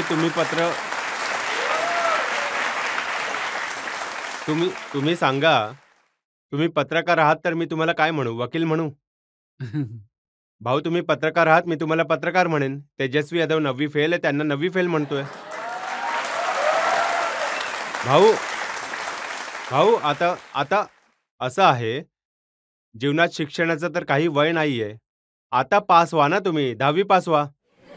मी त्यांना 10वी पास म्हणून म्हणेन. बघा इतके लोक आहेत अहो जे मी जे तुम्हाला सुशिक्षित नाहीयेत. अच्छा, जसे कामराज होते, हो. बिलकुल सुशिक्षित नव्हते, पण त्यांनी काँग्रेसची अध्यक्षता चालवली, इंदिरा गांधींना प्राईम मिनिस्टर बनवलं. बघा माझी गोष्ट तुम्ही जमिनीवर ऐका. मी हे नाही मानत, की शिक्षण होण्याने लोक समजदार होतात, असं मी नाही मानत आहे. पण खूप वेळा काय आहे, की तुमची आर्थिक, सामाजिक स्थिती अशी होते, की तुम्ही शिकू नाही शकले, तुम्हाला शिकण्याची सुविधा नाही मिळाली. पण जसं की तुम्ही स्वतः सांगतायत, की ज्यांचे वडील मुख्यमंत्री, आई मुख्यमंत्री, तो व्यक्ती 9व्या वर्गात नापास झाला, हे दाखवतंय फक्त हे नाही दाखवत, की तो शिकण्यात किती चांगला आहे की खराब. हे दाखवतं, की शिक्षणाला घेऊन त्यांच्या मनात विचार काय आहेत? शिक्षणाचं महत्त्व किती आहे त्यांच्या मनात आहे. तुम्ही हे सांगा, की बिहारचा एक बिहारचा एक साधारण मुलगा बिहारची काय ओळख आहे? खूप गरीब राज्य आहे. लोक मजुरी करायला येतात आणि जे मुलं शिक्षित आहेत, 3-3 वर्ष, 4 वर्ष, 5 वर्ष, 10 वर्ष लोक लहान-लहान खोल्यांमध्ये, चौकीमध्ये पाठ सरळ करून अर्धे पोट जेवून अभ्यास करतात, की मी नोकरी करेन, काहीतरी बनून जाईन. क्लर्क बनण्यासाठी, चपराशी बनण्यासाठी, शिपाई बनण्यासाठी तुम्हाला 3 वर्ष, 4 वर्ष, 5 वर्ष मेहनत करायची आहे आणि तुम्ही 9वी पण पास नाही केली आणि तुम्ही म्हणता आम्ही इथले राजा बनू? कसे मानून घ्यावे आणि मी बिहारचा असल्या कारणाने का नाही याचा विरोध करणार मी. मी मी आपली गोष्ट या ठिकाणी तुमच्या प्रेक्षकांमध्ये जितके लोक फक्त बिहारचे जे लोक आहेत त्यांच्याकडनं हात वर करून घ्या. किती लोक आहेत जे की 9वी फेलला आपला नेता मानू इच्छितात? जर मी तर रोज गावात चालतोय. मी तर लोकांना हेच सांगतोय की भाऊ आजकाल ते तुमच्याबद्दल कमेंट करत आहेत. ते म्हणाले, की हे प्रशांत किशोर जास्त शिकलेले आहेत. हे इकडचा डेटा तिकडे करतात, तिकडचा डेटा इकडे करतात. चला मान्य करताय की जास्त शिकलेलो आहे. भाऊ आधी आधी तर हे म्हणतात की हा कोण आहे प्रशांत किशोर. आता हे मानतात की हे शिकलेले व्यक्ती आहेत. चोरी बदमाशी नाही करत. वाळू माफिया नाही आहेत. पशुपालन घोटाळ्यात जेलमध्ये नाही गेलेत. चारा चोरी नाही केला आहे. आपल्या आपल्या बुद्धीने आपले प्रयत्न माझ्या आई-वडिलांपैकी कोणी मुख्यमंत्री, प्रधानमंत्री नाहीये. मी बिहारच्या सरकारी विद्यालयातून शिकलो आहे. पोत्यावर बसून विद्यालयात शिकलो आहे. तिथून उठून शिक्षणाच्या जोरावर जर मी जिथपर्यंत पोहोचलोय, देशात जे मोठे-मोठे स्वतःला सुरमा समजतात, त्यांना त्रास होतो आहे, तर काही थोडाफार माझ्याबद्दल समजत असतील, तेव्हाच माझा सल्ला घेतात. ती तर सगळी सरस्वतीची देण आहे. आम्ही लोक सरस्वतीचे उपासक आहोत. आणि जो व्यक्ती ज्याला सरस्वतीशी काही घेणदेण नाहीये, तर आमचा त्यांच्याशी काही संबंध होऊ शकत नाही. हे लोक तर म्हणजे ज्याचं तुम्ही म्हणत आहात तेजस्वी यादव, अहो आमचं एक्झिस्टन्सच सरस्वतीमुळे आहे. आमच्याकडे दुसरं काही नाहीये. नाही, ना नाही, आमची नाही. ते जात आहे, म्हणतात, ना आमच्याकडे की पैसा आहे, ना आमचं कोणी कुटुंब आहे, ना नाव आहे. आमच्याकडे फक्त बुद्धी आहे. आणि त्यांच्याकडे सगळं आहे, फक्त बुद्धीच नाही. प्रशांतजी ते म्हणतात, की हे बिहारमध्ये आले आहेत, हे एअर कंडिशन टेंटमध्ये राहतात, यांचा काफिला चालतो, हे लाईट वाईट पण चांगला लावून घेतात, पण बिहारमध्ये याने काही होणार नाहीये. आता त्यांना बिहारची जास्त समज आहे. तेजस्वी यादवांना मी अनेकदा थोडीफार छोटी-मोठी आव्हानं देत राहतो. विधानसभेला उभे राहिले, तर सज्जनने म्हटलं, की तेव्हा नितीशजींच्या सोबत त्यांनी महागठबंधन बनवून उपमुख्यमंत्री बनले होते. तर उभे राहून माणसाने म्हटले विधानसभेमध्ये, की समाजवाद तर आमच्या पूर्वजांचा वारसा आहे. आम्ही लोक असंच थोडी ना सोडून देऊ. यावर राज्य तर आम्हीच लोकं करणार. तर मी पण आता 2 दिवसाआधी बोललो, की भाऊ तुमचा वारसा समाजवाद तुमचा कसा काय झाला? तुम्हाला तर समाजवादाची परिभाषाही येत नाही. समजा पहिल्यापासून नाहीये. आता ट्युशन वगैरे घ्या. 10 दिवस ट्युशन करून घ्या आणि येऊन कॅमेऱ्यावर समाजवादाची परिभाषा सांगून दाखवा. म्हणजे मी हे तुमच्या कॅमेऱ्यावर म्हणतोय मनाने 10 दिवस, 15 दिवस, 1 महिना ट्युशन घ्या. आपल्या सगळ्या सहकाऱ्यांशी वार्तालाप करून घ्या, तयारी करून घ्या आणि त्याच्यानंतर समाजवाद, सोशलिझमवर 5 मिनिटं कॅमेऱ्यावर बोलून दाखवा. बोला, कसा समाजवाद तुमचा कसा काय झाला भाऊ? समाजवाद तर लोहियाजींचा आहे, समाजवाद जयप्रकाशजींचा आहे, समाजवाद मधु लिमयांचा आहे, समाजवाद जॉर्ज फर्नांडिसचा आहे. मग यांचा समाजवाद केव्हापासून झाला? ज्याला समाजवादाची परिभाषा नाही आहेत म्हणतात की आम्ही समाजवादाचे नेते आहोत. आता ते समजतील समाजवादाला. ते आता आभार यात्रेला जात आहेत बिहारमध्ये. बघा, जनसुराजची तर हीच सगळ्यात मोठी सफलता आहे की जे लोक निवडणुकीच्या आधी फक्त जाती आणि म्हणजे भाजपाची भीती दाखवून वोट घेणारे कमीत कमी घरातून निघून यात्रेला तर निघत आहेत. निघू द्या, आता माहीत पडेल त्यांना. आता यात्रेमध्ये काही अटी ठेवल्या आहेत. ते म्हणाले की हे हिरवा पंचा बांधतात आरजेडीचे कार्यकर्ते. आता ते पंचा नाही बांधणार, हिरवी टोपी घालणार. आता हे दुपट्टा बांधायचं त्यांनी एक आपलं बनवलं होतं. आम्ही लोकांनी पण म्हटलं की हेच काम करू शकतात ते. उभं राहणं, दुपट्टा बांधणं, लोकांना घाबरवणं याने बिहार सुधरू शकत नाही. आणि बिहारचे जे यंग लोक आहेत ते या गोष्टींना नक्कीच सुरुवातीपासून खारिज करताय. तुम्ही 30 वर्षापासून तुम्ही आणि तुमचे वडील आणि नितीशजींनी शासन चालवलं आणि बिहारची दुर्दशा आता आम्ही लोक पाहत आहोत. आम्हाला तेजस्वी यादवशी काही घेणदेण नाहीये. आम्ही कोणाच्या विरोधात नाही आहोत. मी ना तेजस्वी यादवांच्या विरोधात आहे, ना भाजपा आणि नितीशच्या विरोधात आहोत. मी बिहारच्या पक्षात आहे. बिहार बदलायचं आहे. मी हे म्हणतोय, हवं ते बदलेल. आणि रजतजी, मी हे पण बोललो आहे की भाऊ, मी तर नेता नाहीये. तुम्ही माझी ओळख देशात काय करताय की हे पक्षांची मदत करतात आणि हा माणूस निवडणूक जिंकवतो. तर मी बिहारच्या जनतेला हे म्हणतो की तुम्ही पार्टी बनवा, आम्ही तुमची मदत करू. जेव्हा दुसऱ्यांना जिंकवायचो, आता तुम्हाला बघा, जिंकवतो. आरजेडीचे अध्यक्ष जगदानंद सिंगजी आहेत. त्यांनी एक चिठ्ठी लिहिली आहे आपल्या कार्यकर्त्यांना आणि म्हटलंय की हे प्रशांत किशोरच्या जनसुराजमध्ये नका जाऊ. ही बीजेपीद्वारा पोचली जाते. ही बीजेपीची बी टीम आहे. बघा, परत तीच गोष्ट. आतापर्यंत तर म्हणत होते की हा कोण आहे प्रशांत किशोर, हा तर डेटा वेटा इकडे तिकडे करतो, किती दिवस चालेल, हा बिझनेसमॅन आहे. आणि जनसुराज तर नाही म्हणत आहे की भाऊ, जनसुराजचे भाऊ मित्र तुम्ही लोक आरजेडी मध्ये नका जाऊ. ते रोज चिठ्ठी काढत आहेत. भाऊ, आरजेडीचे माझे साथी लालूजींचा संदर्भ देत आहेत, समाजवादाची गोष्ट करत आहेत की भाऊ तुम्ही लोक सोडून प्रशांत किशोरच्या जनसुराजमध्ये नका जाऊ. तुम्ही जरा अंदाजा लावा. हे स्वतःला मजबूत पक्ष म्हणणारे लोक, जनसुराज आता पक्ष नाहीये. जनसुराज पक्ष बनेल 2 ऑक्टोबरला. जे तिथे रुलिंग पार्टी आहे, जदयू आणि भाजपा, आणि आरजेडी तिथे प्रिन्सिपल अपोजिशन आहे. यांच्या पक्षाचे लोक हजारोंच्या संख्येने सोडून जनसुराज जॉईन करत आहेत, जे आता पक्ष पण नाहीयेत. पक्ष आता आहे नाही. आजपर्यंत तुम्ही कधी देशाच्या इतिहासात असं पाहिलं नाही असेल की भाजपा रुलिंग, लोक तर राजनैतिक कार्यकर्ता रुलिंग पार्टी सोबत राहील, रुलिंग पार्टी सोडेल, अपोजिशन वाल्यांसोबत राहील. दोघांना सोडून तुम्ही ज्या चिठ्ठीचा संदर्भ देत आहात, शेकडोच्या संख्येने या पार्टीला लोक सोडून जनसुराजमध्ये येत आहेत. आणि ते यासाठी नाही येत आहेत की जनसुराज त्यांना काही देत आहे. ते यासाठी येत आहेत की त्यांच्या आधी मागील 2 वर्षात 1 करोड बिहारची जनता जनसुराजला मिळून बनवत आहे. तर त्यांना वाटतं की आपल्याला नेतागिरी चालवायची आहे, तर वाचवायची आहे, तर जनसुराजमध्ये जावं लागेल. आहेत जेडीयूच्या सरकारमध्ये जे अल्पसंख्याक मंत्री आहेत, जमा खान, त्यांनी म्हटलंय की प्रशांत किशोर या प्रकारच्या गोष्टी यासाठी करतायत की त्यांना सत्तेत येण्याची घाई झाली आहे. चला, मानता तर आहेत की या गोष्टीने सत्तेमध्ये येऊ शकतो. आता या लोकांना कोण सल्ला देत आहे? आता म्हणजे या लोकांना बघा, यांची समज हे तर मला स्वतःच मोठे बनवत आहेत. एक म्हणतात की भाऊ आम्ही यांच्या पक्षात नका जाऊ, आणि सोबत हेही म्हणतात की हे आहे कोण?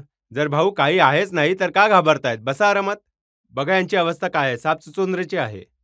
जर ते आमच्या विरुद्ध बोलत आहेत, जर आमच्या विरुद्ध बोलतील, जनसुराजच्या विरुद्ध बोलतील, तर लोक म्हणतील अरे हा कालचा मुलगा आला आहे, आता कालचा जनसुराज, तुम्ही इतक्या मोठ्या पक्षाचे नेते, तुम्ही काय याला नोटीस करता आहात? आणि जर ते आमच्या विरुद्ध नाहीच बोलले तर त्यांच्या पक्षातले सारे लोक पळत चालले आहेत जनसुराजमध्ये. आता त्यांना कळतच नाहीये की आम्ही करू तर काय करू. तर कधी चिठ्ठी काढतायत, तर आपल्या बहिणीकडनं शिव्या देत आहेत, कधी आपल्या प्रवक्त्यांकडनं शिव्या देत आहेत. काही फरक नाही पडत. तर आणि ही गोष्ट खरी आहे का की तुम्ही घाईमध्ये आहात बिहारचे मुख्यमंत्री बनण्यासाठी? बिलकुल नाही. मी घाईमध्ये आहे की बिहारमध्ये एक असे सरकार बनावे जे येणाऱ्या 10 वर्षात बिहारला देशाच्या सगळ्यात गरीब आणि मागास राज्यातून काढून देशाच्या 10 अग्रणी राज्यांमध्ये समावेश करेल. मी हे घोषित केलं आहे. आणि मी तुमच्या कॅमेरावर दुसऱ्यांदा तिसऱ्यांदा रिपीट करत आहे. मी 2 वर्षांमध्ये गाव जाऊन पायी चालून म्हटलं आहे की या पक्षाचा ना मी नेता आहे, नाही बनणार. लोक म्हणतात अरे आता तर हा म्हणतोय, पण हा बनेल. आता तुम्हीच बघा, 2 ऑक्टोबरला पक्ष बनतोय, त्यात जर प्रशांत किशोर नेता बनून जाईल, तुम्ही मला उलट लटकवा. नाही बनणार. 2 तारखेच्या नंतरही प्रशांत किशोर गावात पायीच चालत असेल. कारण मी हा संकल्प घेतला आहे. लोक हे म्हणतात की किती प्रयत्न करा तुम्ही, बिहारची जनता नाही सुधारणार, ते जातीतून नाही निघणार. तर माझा संकल्प, माझा प्रयत्न जनतेच्या सोबत आहे की 3 वर्ष पायी चालावं लागलं किंवा 10 वर्ष, जोपर्यंत बिहारच्या जनतेला समजावून एक उत्तम व्यवस्था बनवण्यासाठी तयार नाही करणार, तेव्हापर्यंत प्रशांत किशोर मागे नाही हटणार. तुम्ही हे मानून चाला की मी पूर्ण यासाठी संकल्प आहे, एकदम मागे नाही हटणार. आणि निश्चितच प्रकारे बिहारच्या जनतेला ही गोष्ट लक्षात येत आहे. आम्ही जर 2 वर्षात पण कधी हे म्हणालो असेल की कोणाला वोट द्यायचं आहे, मी तर हेही नाही म्हणालो कोणाला वोट द्यायचं आहे. मी पूर्ण जनसुराज अभियानात बस एवढंच म्हणालोय, त्याला 1 मिनिट तुमचा वेळ घेईन, की भाऊ तुम्ही ज्याला कोणाला वोट दिला आजपर्यंत, ज्या गोष्टीसाठी वोट दिलं ते तुम्हाला थोडं किंवा कमी मिळालंय. जर तुम्ही मोदींना मंदिरासाठी वोट दिलं तर मंदिर बनलंय. जर तुम्ही 5 किलो धान्यासाठी मोदींना वोट दिलं तर बिहारमध्ये जितकाही भ्रष्टाचार आहे 4 किलो धान्य मिळतंय. जर तुम्ही नितीशला विजेसाठी वोट दिलं, वीज बिहारमध्ये आली आहे. जर तुम्ही लालूजींना मागासवर्गाच्या आवाज आणि सन्मानासाठी वोट दिलं तर मागासवर्गाला आवाज सन्मान मिळून गेलाय. पण पूर्ण बिहारमध्ये एकच गोष्ट आहे, लोकांनी आपल्या मुलांच्या शिक्षण आणि रोजगारासाठी आजपर्यंत कोणाला वोट नाही दिलं. तर मी जनसुराजच्या माध्यमातून एवढंच म्हणतोय की ज्याला वोट द्यायचं ते द्या, पण वोट शिक्षण आणि रोजगारासाठी द्या, आपल्या मुलांसाठी द्या. नेत्यांच्या मुलांसाठी नका देऊ, मंदिर मशिदीसाठी नका देऊ, जातीसाठी नका देऊ. तुम्ही मी इथे जेवढे लोक बसलेले आहेत, मी तुम्हाला हे सांगू इच्छितो की तुम्हाला आव्हान पण देतोय. 2 वर्षात जर प्रशांत किशोरने आपल्या तोंडातून एकदाही म्हटलं की जनसुराजला वोट द्या किंवा प्रशांत किशोरवर विश्वास करा, मी तर गावागावात जाऊन हे म्हणतोय की जर 10 प्रशांत किशोर पण येतील तरी तुमची दशा नाही सुधारणार. तुमची दशा तेव्हाच सुधरेल जेव्हा तुम्ही आपल्या मुलांसाठी वोट द्याल. सिंपल गोष्ट आहे. तेजस्वी यादव, लालू यादव आपल्या मुलांसाठी वोट मागतायत. फरक काय आहे? लालू यादव आपल्या मुलांसाठी वोट मागत आहेत. मी म्हणतोय बिहारच्या लोकांना, तुम्ही लालूच्या मुलासाठी नाही तर आपल्या मुलांसाठी वोट द्या, कारण यांची पिढा तर लागेलच. बघा, मी घोषणा केली की बिहारमध्ये गरीबातला गरीब माणूस पण, गरीबातला गरीब घरातला मुलगा पण राजनीतीमध्ये येऊ इच्छितो. त्याच्यात क्षमता आहे, इच्छा आहे, मेहनत करायला तयार आहे आणि समाज त्याच्या सोबत उभा आहे, तर जनसुराज आपल्या खर्चाने त्याला निवडणूक लढवेल. पूर्ण यांनी गोंधळ करून टाकला की अरे हा माणूस म्हणतोय की पैसे देऊन निवडणूक लढवेल. अरे भाऊ, हे लोक तर आहेत जे नेत्यांकडनं पैसे घेऊन तिकीट देतात. आता तुम्ही सांगा की मी म्हणतोय की गरीबातला गरीब माणूस पण पैसे नाही आहेत, पैशाच्या कारणाने जर राजनीती नाही करू शकत आहे तर जनसुराज त्याची मदत करेल. तर आम्हाला शिव्या देत आहेत, त्यांचा आज वापर करून घेतात की भाऊ तुम्ही राजनीती का नाही करू शकत, तुमची लायकी आमच्यापेक्षा जास्त आहे तरी नाही करू शकत, कारण तुमच्याकडे पैसा नाहीये, कारण तुमच्याजवळ जात नाहीये, तुमच्याजवळ बाहुबल नाहीये. या तिन्ही गोष्टी आम्ही इथले ठेकेदार आहोत. तर जनसुराज हे म्हणत आहे की तुम्ही जातीपासून घाबरू नका, पैशांची चिंता करू नका, निवडणूक लढण्याच्या समीकरणाची चिंता करू नका. चिंता आपला भाऊ, आपला मुलगा प्रशांत किशोरवर सोडा. तुम्ही उभे राहा, आम्ही तुम्हाला निवडणूक लढवून जिंकवू. बघा, बिहारमध्ये तर लोक म्हणतात की पाहिजे तर जनसुराज जिंको की आरजेडी जिंको किंवा बीजेपी जिंको किंवा जेडीयू जिंको, मुख्यमंत्री नितीश कुमारच बनतील. हो, आतापर्यंत तर हे राहिलंय. असं यासाठी राहिलं आहे की बिहारच्या जनतेने, इथल्या लोकांना पण हे समजायला पाहिजे. खूप वेळा लोकांना वाटतंय की लालूजी एवढे मोठे नेते आहेत, बिहारमध्ये हेच जिंकतात हरतात. लालूजी आपल्या जोरावर, बिहारच्या जनतेने लालूजींना फक्त एकदाच निवडणूक जिंकवून दिली आहे. मागील 30 वर्षात लालू यादवची पार्टी बिहारमध्ये आपल्या जोरावर एकदाच जिंकली आहे, 1995 मध्ये. नितीश कुमारांना आजपर्यंत बिहारच्या जनतेने पूर्ण नाही जिंकवलं. म्हणून मी तुम्हाला पुन्हा पुन्हा सांगतो की बिहारची जी दुर्गती आहे यासाठी निश्चित प्रकारे लालू आणि नितीश जबाबदार आहेत. पण यासाठी गुन्हेगार जर कोणी असेल तर ते काँग्रेस आणि भाजपा आहे. कारण लालूजी 15 वर्षापर्यंत बिहारमध्ये जंगलराज यासाठी चालवू शकले कारण काँग्रेसने 15-20 खासदारांच्या लोभामध्ये बिहार आणि बिहारच्या मुलांच्या भविष्याला गहाण ठेवलं आहे. असं नाही की त्यांना, मनमोहन सिंग इतके मोठे इकॉनॉमिस्ट आहे, त्यांना नाही माहित बिहारच्या इकॉनॉमीची काय हालत आहे.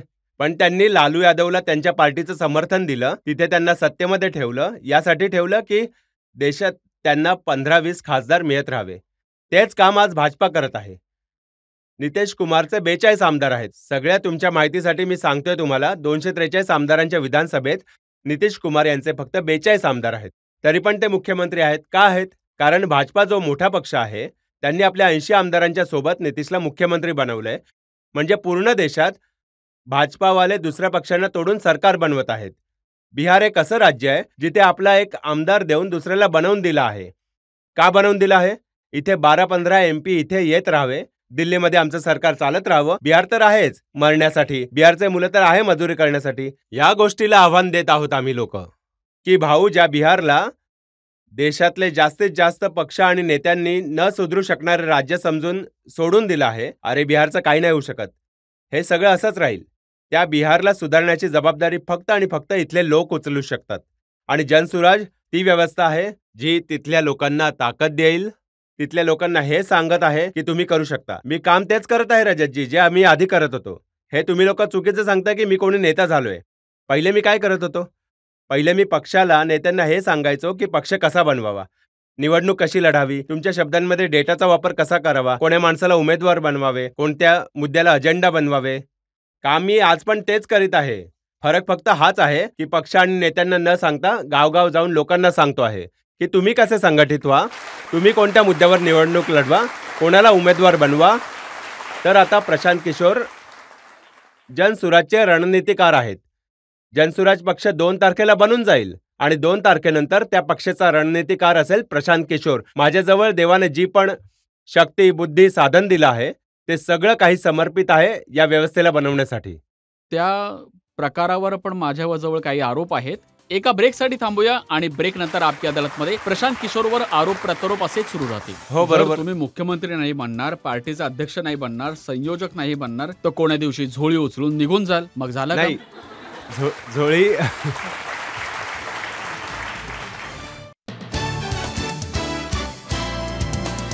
Welcome back. आपकी अदालतमध्ये आज आपण खटला चालवतोय प्रशांत किशोर यांच्यावर. आपकी अदालतमध्ये पुढचा आरोप. आपकी अदालतमध्ये जनसुराज पार्टीचे सूत्रधार प्रशांत किशोर यांच्यावर आरोप आहे की हे जबाबदारीपासून पळतात. प्रशांतजी, ही यात्रा तुम्ही काढलीत, पार्टी सुद्धा तुम्हीच बनवलीत, रणनीतीही तुम्हीच बनवाल, लोकांना निवडणूक तुम्हीच जिंकवाल, पण आपल्यावर जबाबदारी नाही घेणार, मुख्यमंत्री नाही बनणार, पार्टीचे अध्यक्ष नाही बनणार. मुख्य काम काय आहे? पार्टी बनवणं तर बाय प्रोडक्ट आहे. सगळ्यात कठीण काम आहे तिथल्या समाजाला जागवणे, समजावणे, तयार करणे की एक नवीन व्यवस्थेने तुमचं जीवन सुधरू शकतं. तर ती जबाबदारी तर मी आपल्या खांद्यावर घेतली आहे की पार्टी बनण्याच्या आधी आणि पार्टी बनल्यानंतरही गावागावामध्ये लोकांना जाती, धर्म, कोंबडा भातावरून उचलून वोट करण्याची जी समजावण्याची जी जबाबदारी आहे, ती प्रशांत किशोरची जबाबदारी आहे. जर लोक तसे त्या आधारावर वोट करतील तर खूप लायक लोक निवडून येतील. आणि मी असं नाही मानत की प्रशांत किशोर बिहारचे एकमात्र लायक व्यक्ती आहेत. बिहारच्या गावागावामध्ये माझ्यापेक्षा जास्त समजदार आणि लायक लोक आहेत. गरज या गोष्टीची आहे की त्यांना एकत्र केलं जावं. यासाठी मी या पक्षाचा नेता नाही. तुम्ही विचारलं की तुमचं पक्षात पद काय, तर पक्षात पद माझं सूत्रधाराचं आहे. मी मी तुम्हाला तुमची पूर्ण वेबसाईट शोधून काढली. कोण आहेत प्रशांत किशोर, पार्टीमध्ये काय आहे, काय पोझिशन आहे, काय आहे अकाउंटेबिलिटी, काय रिस्पॉन्सिबिलिटी आहे, कुठेही काहीच नाहीये. पार्टी नाहीये ना. पार्टी जेव्हा 2 तारखेला बनेल तर त्यात तुम्हाला दिसेल की कोणाची काय जबाबदारी आहे. मी आपली जबाबदारी तुम्हाला आधीच सांगून देतोय की असं नाही होणार की 2 तारखेनंतर मी वेगळं हटून जाईन. 2 तारखेनंतर पण या अभियानाचा मुख्य सूत्रधाराच्या रूपाने बघा मी आता, हे म्हणजे पुढे समजून चालत घ्या, राहील. निवडणूक जिंकलात, सरकार बनलं, आता त्या सरकारलाच तुम्ही नाही चालवलं, मग जनतेने कोणाजवळ जायचं? नाही, बघा, याला घेऊन आम्ही लोकांनी पहिले 2 वर्ष, 3 वर्ष, 2 वर्ष पायी चाललो. तर माझं पहिलं लक्ष होतं की बिहारच्या समाजाला समजावून एक पक्ष बनवला जावा. जो पक्ष कोण्या व्यक्ती, कोण्या जाती, कोणीही परिवाराचा नसो, बिहारच्या लोकांचा असावा. त्यात सफलता मिळाली आहे. पहिल्यांदा या देशाच्या इतिहासात मी ऑन रेकॉर्ड सांगतोय, 1 कोटी लोक सोबत येऊन पक्ष बनवत आहेत. असं आजपर्यंत नाही झालं. म्हणजे भाजपासारखा आपल्या पाठ ठोकणाऱ्याच्या संघटनेवाल्या पक्षाचा दावा करणारे लोक बिहारमध्ये भाजपाचे ऑफिशियली 67 लाख मेंबर होण्याचा दावा करतात. आता आम्ही पक्ष बनलो नाही. पक्ष बनल्यावर तुम्ही गर्दी जमा करा, ती वेगळी गोष्ट आहे. 1 कोटी लोक मिळून पक्ष बनवत आहेत. तर हे पहिलं लक्ष आहे. आता एक वेळा लक्ष हे झालं. आता माझा मार्चचा आम्हा लोकांचा घोषित प्रोग्राम आहे की मार्चमध्ये आम्ही लोक पूर्ण बिहारचा येणाऱ्या 10 वर्षाच्या विकासाचा जो आम्हाला लोकांचा आमचं विजन आहे, आपला जो प्रोग्राम आहे, त्याला पब्लिक प्रसिद्ध करू. आणि फक्त बिहारच्या विकासाचा अजेंडा नाही प्रसिद्ध करणार. मी तुम्हाला पुन्हा सांगतो ऑन रेकॉर्ड, बिहारमध्ये 8,500 पंचायत आहेत. प्रत्येक पंचायतीची वेगवेगळी योजना बनवून मार्चमध्ये प्रसिद्ध करू की या पंचायतमध्ये काय करण्याने मुलांची शिक्षणाची व्यवस्था होईल, या पंचायतमध्ये काय करण्याने 800 ते 1200 नवीन रोजगाराच्या संधी उपलब्ध होतील, या पंचायतमध्ये काय करण्याने शेती करणारे लोक खाणाऱ्या शेतीपासून वेगळे हटून कमावणाऱ्या शेतीमध्ये जातील. ही गोष्ट प्रत्येक पंचायतीची बनवून प्रसिद्ध करू. तर माझा आता फोकस काय आहे, ऑक्टोबरपर्यंत हा सगळ्यात चांगल्या लोकांचा एक पक्ष बनावा आणि ऑक्टोबरपासून मार्चपर्यंत जेव्हा मी लोकांच्या सोबत आता फिरतोय, तर हा जो अजेंडा आहे विकासाचा, तो कार्यक्रम पूर्ण त्याला बनवून दिला जाईल. मार्चच्या नंतर जेव्हा लोक लोक सोबत बसतील तेव्हा निवडणूक लढतील. जे लोक निवडून येतील ते निवडतील आपल्यातच. जेव्हा सगळे इतके लायक लोक सोबत येऊन पक्ष बनवतायत, इतके हुशार लोक मिळून 10 वर्षाच्या विकासाचा बघा अजेंडा बनवून ते बिहारची जनता तर तुमचा चेहरा बघत आहे, तुमचा विजन बघत आहे, तुमचा प्रोग्राम बघत आहे, तुमचं बॅकग्राऊंड बघत आहे. आता ते कोणा दुसऱ्याला बनवून नाही. देतील तर लोक ऍक्सेप्ट नक्कीच कसं बिहारची करतील? जनता माझं काम बघते आणि माझं त्यांना आश्वासन आहे की मी जेव्हापर्यंत आहे या पूर्ण अभियानात याच्या इमानदारीमध्ये, याच्या शुद्धतेमध्ये कमी नाही होऊ देणार. मी त्यांच्या या गोष्टीचा गॅरंटर आहे की कोणीही चुकीचा माणूस यात नाही घुसणार. जी गोष्ट आम्ही लोक पब्लिकली सांगतोय त्यावर आम्ही कायम राहू. जर काही चूक होते तर बिहारची जनता माझी मान पकडू शकते. त्यासाठी गरजेचं नाही की आम्ही आमदार बनावं, मंत्री बनावं. बघा राजेशजी, तुम्ही इतक्या दिवसांपासून तुम्ही इतकी मोठी पत्रकारिता केली आहे. जर आम्हाला आमदार खासदार बनायचं असतं तर देशात कोणता असा पक्ष आहे जो आम्हाला खासदार ना बनवणार, राज्यसभेत ना पाठवेल?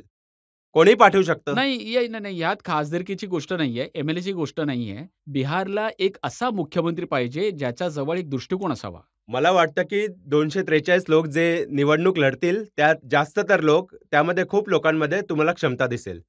खूप चांगल्या चांगल्या लोकांना मी घेऊन येतो आहे. तुम्ही बघाल अशा लोकांना मी आता घेऊन काही येतोय लोक की म्हणतात लोक की आपलं नाव यासाठी पुढे नाही करू शकत कारण की हे ब्राह्मण आहेत, हे नाही, पांडेजी तर यात आहेत, काय तर मग अडचण आहे? यांना लोकं बघा, वोट हा नाही लोकांचा देणार. भ्रम आहे. भाऊ, जर मी ब्राह्मण आहे, प्रत्येक माणूस ज्याचा जन्म झाला या देशात कुठल्या तरी जातीचा आहे, तर माझा तर काही जातींमध्ये विश्वास नाहीये. पण माझं नाव आहे प्रशांत किशोर. आता आरजेडी सारखे लोक जे जीवनात जातीच्या पुढे काही माहीत नाही, ना मागे ना पुढे, काहीच नाही, तर म्हणतात याचं नाव आहे प्रशांत किशोर पांडे. अरे भाऊ, माझ्या वडिलांचं नाव आहे डॉक्टर श्रीकांत पांडे. माझं नाव आहे प्रशांत किशोर पांडे. ते यासाठी करतात की ज्याने आपल्या समाजात मेसेज देऊ की जो गरीब आहे, जो मागास आहे, त्याला म्हणेल की हे सवर्ण आहे. मी खुल्या मनाने म्हटलं आहे की भाऊ हे सांगा की नितीश कुमारजी मुख्यमंत्री आहेत, ते कोणत्या जातीचे आहेत? त्यांच्या जातीची संख्या किती आहे? 2% पेक्षा कमी आहे बिहारमध्ये. ते 18-19 वर्षांपासून मुख्यमंत्री आहेत.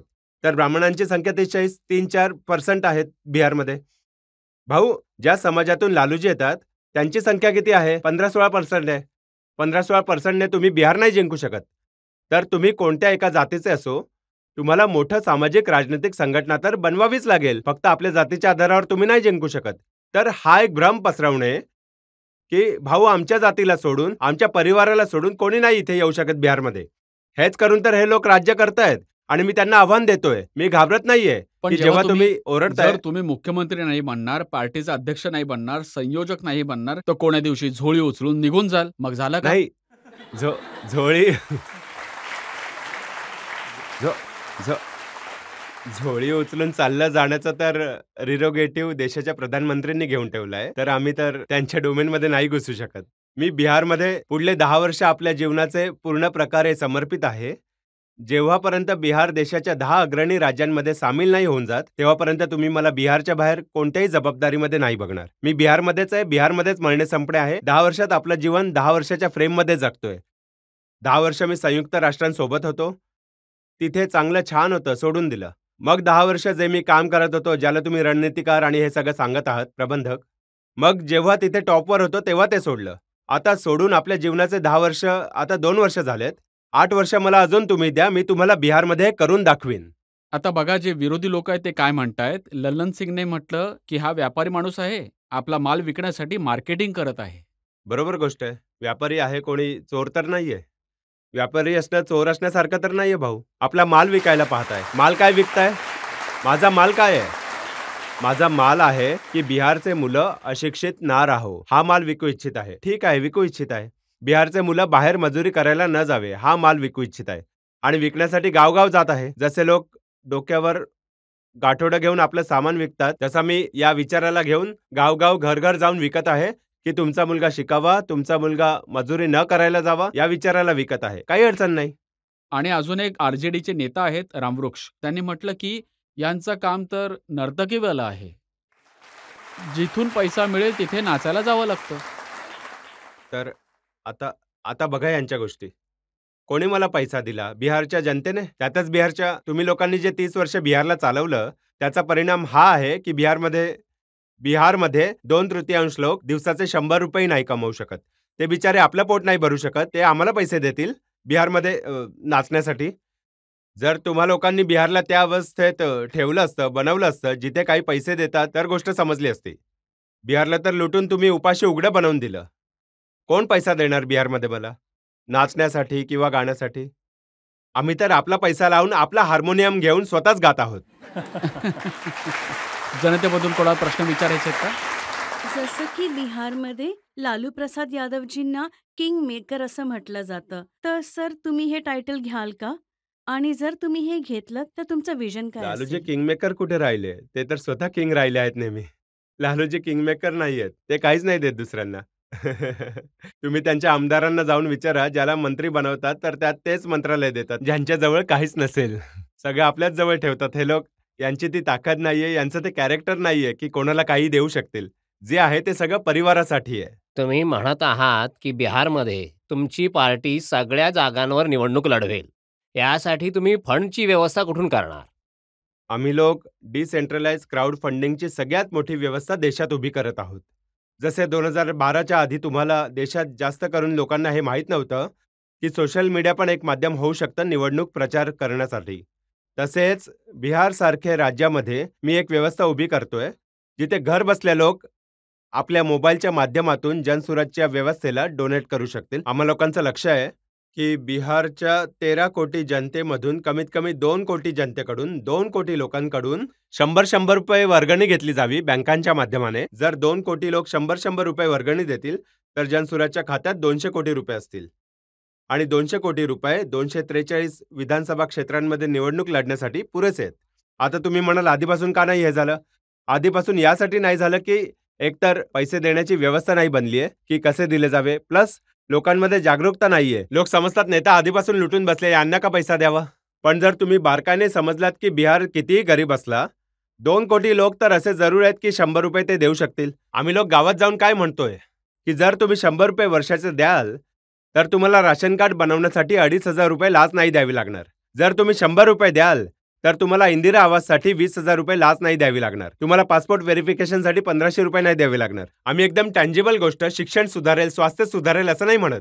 जे तुमच्या खिशातून पैसे लागत आहेत, दाखल खारीज पावती फाडायला 20,000 रुपये नाही द्यावे लागणार. तुम्ही 100 रुपये द्या. तुमच्यासोबत तुमचा नेता असा व्यक्ती असेल, जो तुमच्याकडनं हा पैसा नाही तर घेणार. तुमचे असेसमेंट काय आहे? आणि मला वाटेल, कारण तुमचा खूप मोठा मंच आहे, की देशाच्या जनतेने हे पाहावं. येऊन जर तुम्ही माझी मानही पकडाल, जेव्हा पक्ष बनेल, की हा पैसा बँकांच्या माध्यमातून जनसुराजजवळ आला की नाही आला. बिलकुल लोक देण्यासाठी तयार बसलेत. मला रोज शेकडो लोक हे म्हणतायत, दादा केव्हा सुरू कराल? आम्ही तर द्यायला तयार आहोत. 100 रुपये का नाही देणार? वर्षात 100 रुपये द्यायचे आहेत. 2 कोटी लोकांना द्यायचे आहेत. 200 कोटी रुपये जमा होतील. लढून घेऊ. मी तुम्हाला काय म्हटलं? आम्ही सरस्वतीचे उपासक आहोत. बुद्धी आहे तर लक्ष्मी येईलच.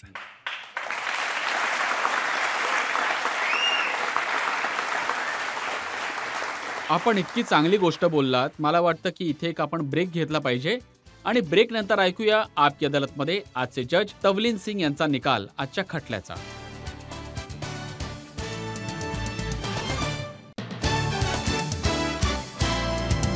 Welcome back. आपकी अदालतमध्ये आज आपण खटला चालवला निवडणुकीचे रणनीतिकार प्रशांत किशोर यांच्यावर. प्रशांत किशोरांना विचारलं मागील लोकसभा निवडणुकीच्या बद्दल, येणाऱ्या बिहारच्या विधानसभा निवडणुकीबद्दल, जनसुराजबद्दल, त्यांच्या स्वप्नांच्या बद्दल. आता वेळ आहे आपकी अदालतमध्ये आजच्या जज तवलीन सिंग यांच्या निकालाचा. सर्वप्रथम सांगते की मी तुमची खूप मोठी फॅन आहे. त्यामुळे माझ्यासाठी हा निर्णय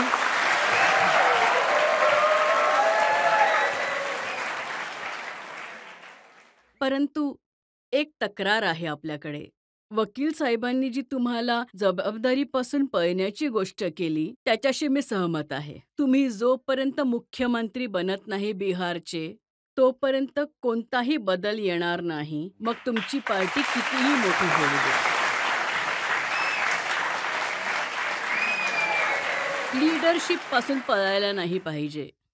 एक सल्ला माझ्याकडून अजून आहे की आता जर तुम्ही उतरला आहात राजनीतीमध्ये, तर मीरच्या शब्दांमध्ये हेही लक्षात ठेवा, ले सांस भी आहिस्ता के नाजुक है बहुत काम, आफाक की इस कारगहे शीशागरी का.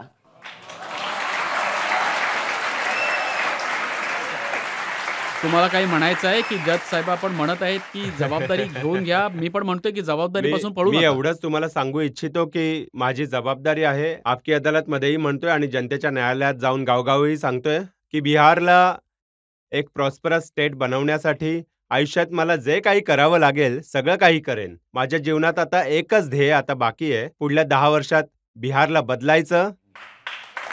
जर मला असं वाटतं की